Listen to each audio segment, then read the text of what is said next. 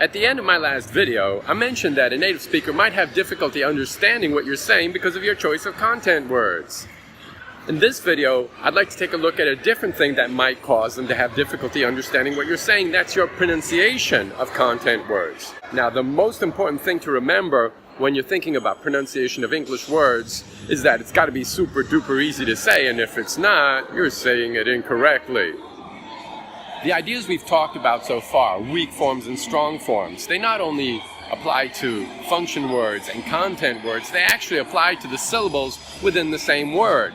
So, for example, an accented syllable is spoken like a strong form. It's spoken perfectly and clearly, whereas unstressed syllables or unaccented syllables are spoken like weak forms. They're reduced and modified so that they're super duper easy to say.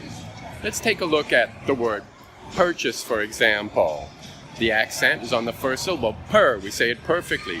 The second syllable, chase, we don't say chase, we don't say purchase, we say purchase. It's reduced and modified. Take a look at another word, present, for example.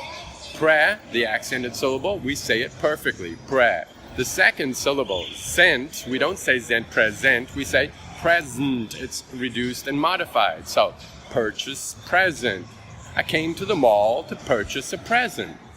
As I'd mentioned in an earlier video, in some words, the weak forms of syllables actually disappear. Examples of words like this are different. We don't say different, we say different. Another example is restaurant. We don't say restaurant, we say restaurant. So put them in a sentence. Let's go to a different restaurant. Notice that there's a pause between different and restaurant because there are no weak forms. Okay, so for the next week, while you're watching videos or listening to podcasts, pay attention to how those native speakers are pronouncing those words, and pay attention to the difference between the way you say it and the way that they say it. Focus on that for the next week, but don't forget to imitate, and then imitate again.